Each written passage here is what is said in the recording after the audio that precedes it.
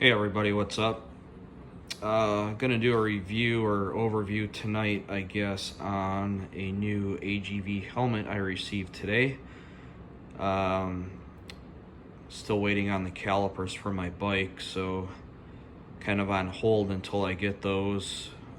Still gonna probably be another couple weeks. I guess there was an issue when I placed my order, and then they got it sorted out after they realized something happened after almost a month on it, so now it's put me behind and I can't ride the bike. So I'll go over some gear here now, and this is the Agv Pista GPRR.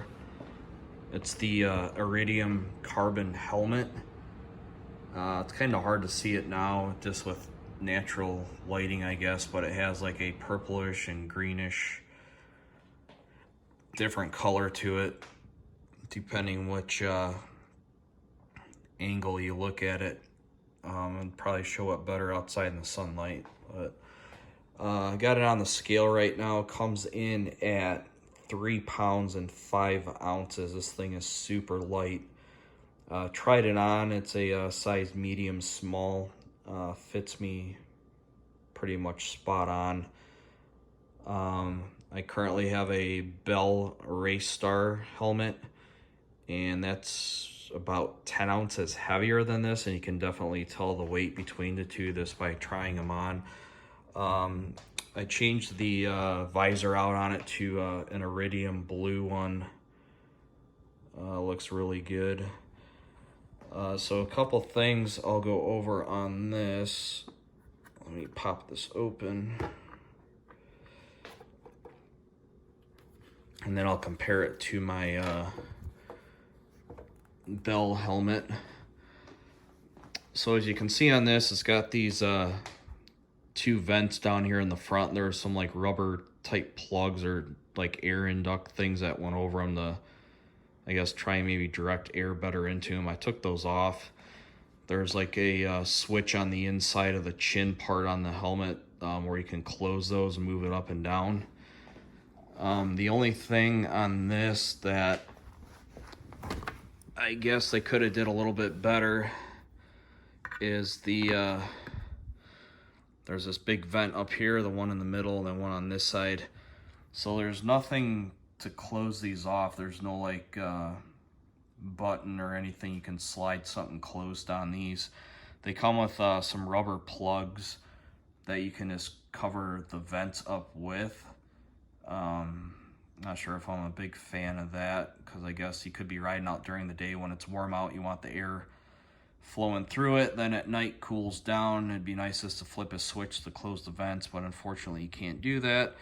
But out here in Arizona, I'm not too worried about having these vents blocked off or anything, because I'll probably keep them open most of the time. So the visor has the pin lock system on here. You can put tear-offs on if you want. The helmet came with tear-offs. I'm not going to use them though. And then on the inside of the hold on a second. On the inside of the visor, there's some more like smaller pin locks, and that helmet, or it also came with this anti-fog kind of tear off. I don't know if it's really a tear off, but it's like another lens you can attach on the inside of the visor, the anti-fog. I do like the quality of these visors though. They're really thick. They're like 5 millimeters thick. There's pretty much only like 3 positions on this visor. You can just push it down a little bit till it clicks on one spot, so it leaves a little bit of a gap underneath it, and then there's the button down here you push to release it, and then you can lock it all the way down or have it pretty much all the way open.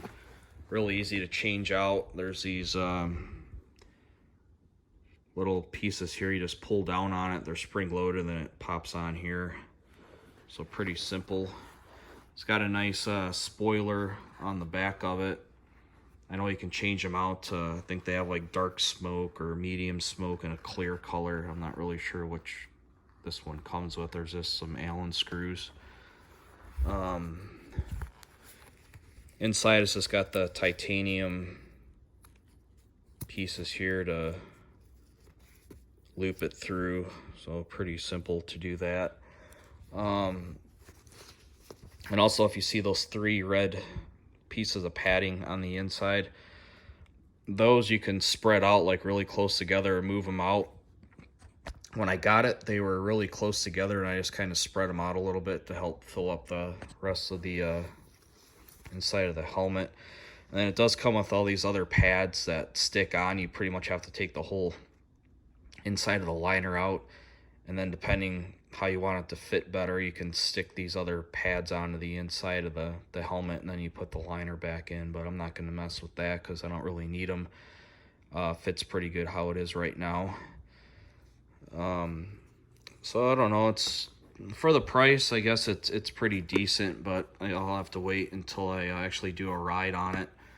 Then you can see on the back here, I installed this little plastic bracket for another little thing that I use out here right here. It's called Brake Free. Cool little device. It slides down on the back of that. It pretty much sits on the back of the helmet.